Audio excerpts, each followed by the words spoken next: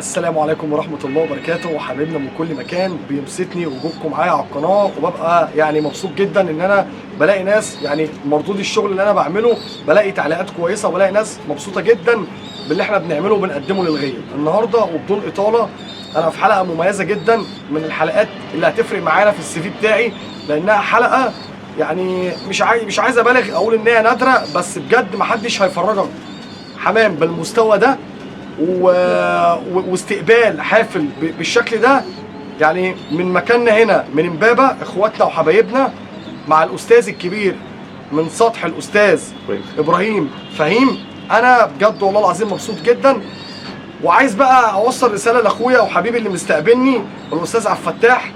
بجد والله انا مش عارف اقول ايه، بجد والله العظيم من الاستقبال ومن حسن الاستقبال والضيافه. ويعني الراجل بامانه هيمتعكم بما يرضي الله، والله العظيم مش طالع اصور معاه، بس انا قاعد معاه يعني حتى بره التصوير قاعد مبسوط. مجموعه حمام مميزه، ربنا يا رب يبارك لهم. كل اللي اتفرج على الحمام يدعو لهم بالبركه والزياده، وده حمامكم في الاول والاخر، راجل ما بيبخلش عليكم باي معلومه. ويعني احنا هنتفرج كده على اجزاء تباعا هتنزل على حلقات يعني متقاطعه، مش في حلقه واحده، علشان نمتعكم بوجودنا هنا على السطح اكنكم معانا بالظبط. نتمنى من كل اللي بيتفرج على الفيديو ودعمنا باللايك، واللي مش مشترك في القناه يشترك ويفعل زر الجرس عشان يوصلوا كل جديد. ويلا بينا من غير اطاله نتفرج على الاستاذ عبد الفتاح والاستاذ ابراهيم فهيم.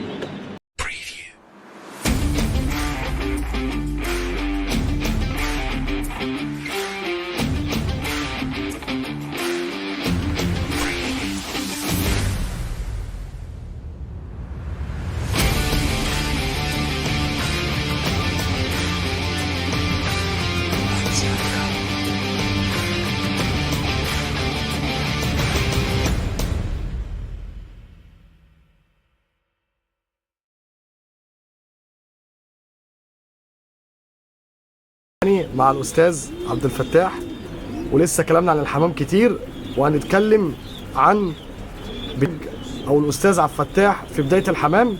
كلمنا عن نفسك وعرفنا الاول بنفسك للمشاهدين، طبعا حضرتك غني عن التعريف، بس عايزين يعني نعرف للمشاهدين مين هو الاستاذ عبد الفتاح. ربنا يعزك يا باشا. انا اخوكم الصغير عبد الفتاح رزق من امبابه. طبعا امبابه يعني غنيه عن التعريف، واهلا بالساده المشاهدين، وبرحب بكل الناس اللي بتشوفنا، وان شاء الله يكون لقاء كويس تستمتعوا فيه وتستفيدوا منه، واحنا نستفيد من ارائكم وتعليقاتكم، وان شاء الله يكون لقاء كويس يعني. ان شاء الله بأمر الله. احنا عايزين نتكلم مع حضرتك في بدايتك، يعني ايه اللي حببك في غاية الحمام، وبدأت ازاي في غاية الحمام؟ والله انا والدي كان راجل غاوي حمام، بس كان غاوي حمام بقى تقيل روماني كينج الحمام دوت. هي دي كانت بدايتي. بعد كده انا حبيت الحمام. طبعا في البدايات بيبقى مثلا بتربي عبسي، بتربي كرفندي، بتربي استرالي. هي دي بتبقى البدايات. بتربي بلدي، هي دي بتبقى البلاد يعني بدايات اي غاوي في الدنيا بيبقى بيربي عبسي، هي بتبقى بتيجي مرحله مرحله. بعد كده بص بتربي جريزلي مش عارف ايه، بعد كده بتنتقل بقى ايه للحاجه اللي انت ايه بتحب اللي انت تغواها. فانا بداياتي كنت بربي طبعا الحمام دوت اول ما بدات. وبعد كده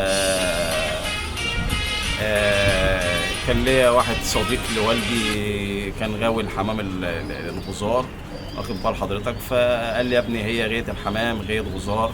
كنت باجي ما بين الفصول، يعني كنت باجي ما بين الدراسه وفصل الصيف اللي هو فصل في الاجازه، يعني كنت بربي بقى ايه. كان بيجيب لي بقى والدي كان بيجيب لي حمام من الراجل دوت، كان بيجيب لي بولت، كان بيجيب لي مساويد، كان بيجيب لي عامه مجموعه من الغزار كامله متكامله. ما كنتش بربي لون معين يعني بدأ عشقك للحمام لما تعرفت على الحمام الغزار؟ لما تعرفت على الحمام الغزار من خلال الراجل دوت عم ابراهيم دوت. كان من بولاق ابو العلا الراجل دوت، وكان صديق والدي في الشغل. فيعني هو ده اللي حببني في الحمام الغزار، وهو ده اول بداياتي في الحمام الغزار. حضرتك بالك كام سنه غاوي مستمر في الغاية؟ انا والله يعني من وانا مثلا عندي 7 سنين 8 سنين، يعني من اول ما يعني وعيت على الدنيا وعرفت الحمام، وكان عندنا حمام في البيت. بس طبعا ما كانش عندنا بقى بلق ولا مساويد ولا الكلام ده ولا صواف، ما كانش عندنا الحمام دوت. كان كل اللي عندنا كان عندنا حمام روماني، حمام كينج، حمام بلدي. هو ده الحمام اللي احنا كنا بنربيه او اللي كان متداول عندنا مثلا في البيت. عايزين نعرف من حضرتك ايه علاقتك بالاستاذ ابراهيم فهيم؟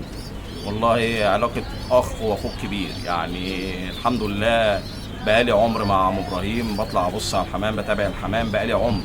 وعم إبراهيم يعتبر أخ وصاحب وصديق وكل حاجة كويسة في الراجل دوت، وما يختلفش عليه حد يعني في مصر. طيب عايزين نتعرف أكتر عن الأستاذ إبراهيم ونعرف حاجات إحنا ما نعرفهاش نعرفها للمشاهدين. والله هو بداية أنا يعني اتعرفت على عم إبراهيم مثلا من حسبة 15 سنة، وكنت بطلع أباشر الحمام، أطلع أبص على الحمام. هي دي كانت بداياتي مع عم إبراهيم. يعني هو عايزين نعرف هو بدأ إزاي في الحمام، عايزين نعرف تفاصيل عنه أكتر.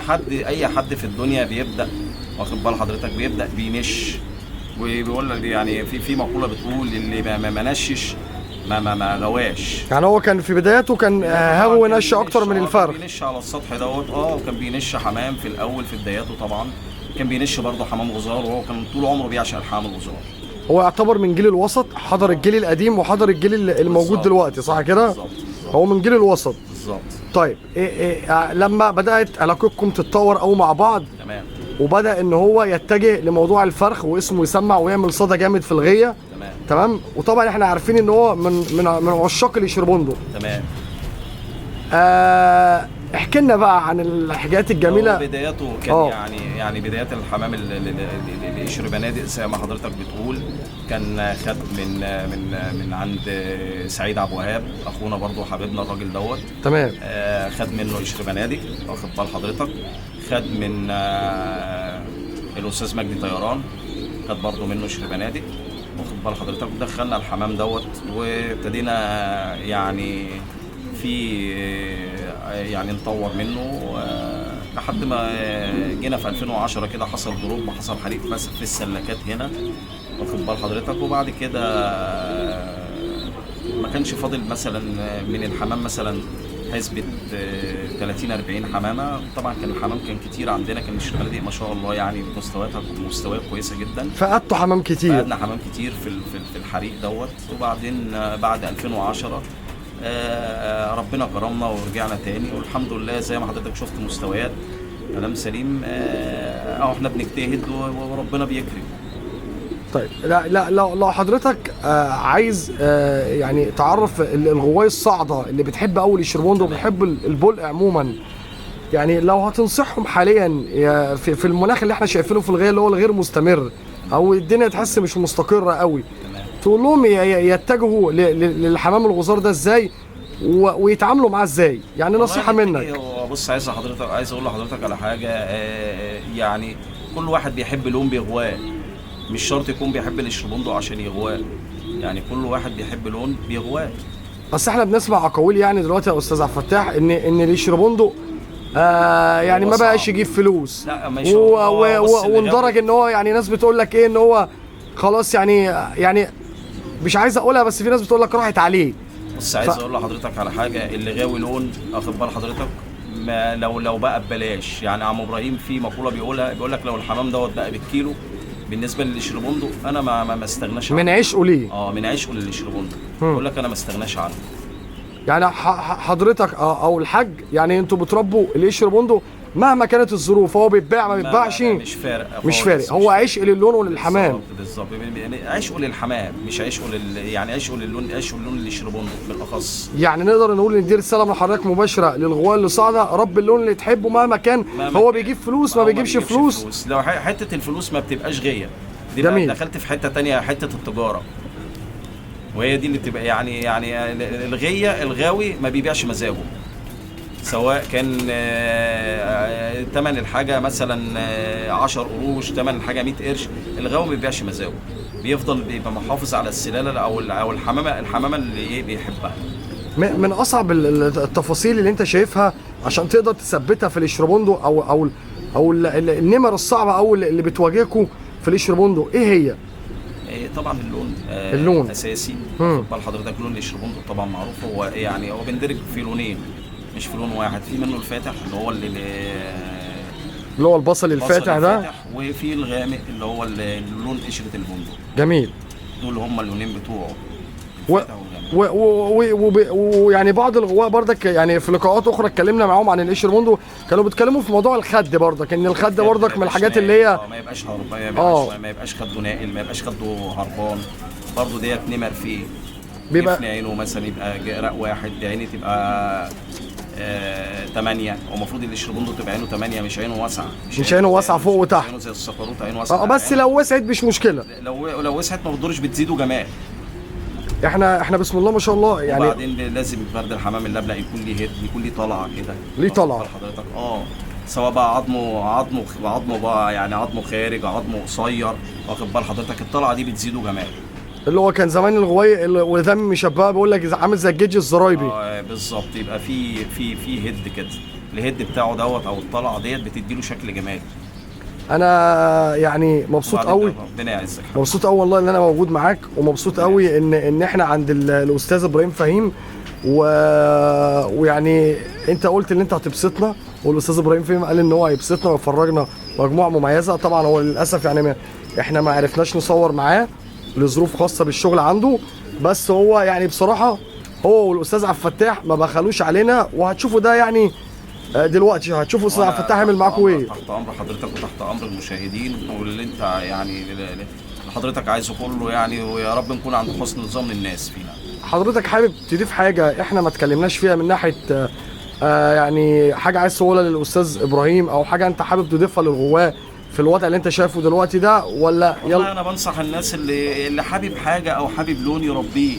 مثلا في واحد حابب الاخضر يربي الاخضر، واخد بال حضرتك، عشان الغيه تستمر، ما يبقاش واحد مركز على لون واحد، او ناس مركزه على موضوع الفلوس، ده بيجيب فلوس اكتر، ده ما بيجيبش فلوس، واخد بال حضرتك. النقطه هنا في ناس بتحب الصافي تربي الصافي، في ناس بتحب المسود تربي المسود، فهي القصه كلها انت بتحب لون او بتعشق لون ربيه، مالكش دعوه بالناس التانيه. حضرتك يعني مش ضد التخصص؟ لا خالص، مش ضد التخصص. يعني اللي حابب لون يربيه، هي دي الغايه. وفي ناس بتحب البنفسجي مثلا، في ناس بتحب السكروطه، في ناس بتحب يعني بيحب العنبري الاسمر، بيحب المرقع، بيحب القطاطي، كل واحد وليه غايه يغواه، سواء بقى الثمن عالي بقى في السماء، سواء بقى في الارض، هي غايه في الاول وفي الاخر. طيب في سؤال يعني يعني ناس كتير قوي من متابعين القناه كانوا حابين يعرفوا اجابته من حضرتك. ليه القشر بندق بيبقى فيه تفاوت في الاسعار غريب؟ يعني ممكن نلاقي فرد قشر بندق ب 500 جنيه، تمام. ممكن نلاقي فرد ب 1000 جنيه، ممكن نلاقي فرد ب 10000 جنيه. تمام. يعني عايزين كده يعني في كلمه واحده نعرف الشباب الصاعده ايه الفروقات دي. الفروقات دي بيفرق في تقليبه، بيفرق في لونه، بيفرق يعني كل حاجه وليها. في قشر بندق مثلا ب 500 جنيه مش زي واحد مثلا ب 5000 جنيه، مش زي واحد ب 3000 جنيه. بتبقى مواصفات ونمر. مواصفات ونمر، وطبعا بتزيد كل ما بتزيد مواصفات ونمر في الفرد، فهو بيبقى ثمنه قيمته بتبقى اعلى. انما في فرد حمام مثلا ابو 500 دوت بيبقى مثلا فيه دفوهات، في نمر ناقصه، يقول لك عليه صارده في الغايه، واخد بال حضرتك. فكل ما بتزيد النمر فيه كل ما بيزيد في ثمن. جميل. كل ما بتقل النمر طبعا بيقل في ثمن. طيب حضرتك في نهايه الجزئيه دي حابب تقول ايه لمشاهدين القناه وحبايبك بقى الغوايه، حبايبك يعني اصحابك وكل الناس اللي متابعاك وعارفينك؟ انا بقول لهم يعني زي ما انا قلت من شويه، اللي حابب لون او حابب حاجه يربيها، ملوش دعوه دي طلعت دي نزلت دي راحت دي جت، الكلام ده كله مش في الغيه، لان هي اسمها غيه في الاول وفي الاخر.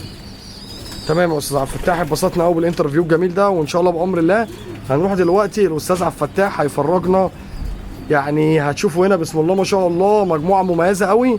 يلا بينا نروح نتفرج عليها مع الاستاذ عبد الفتاح، يلا بينا.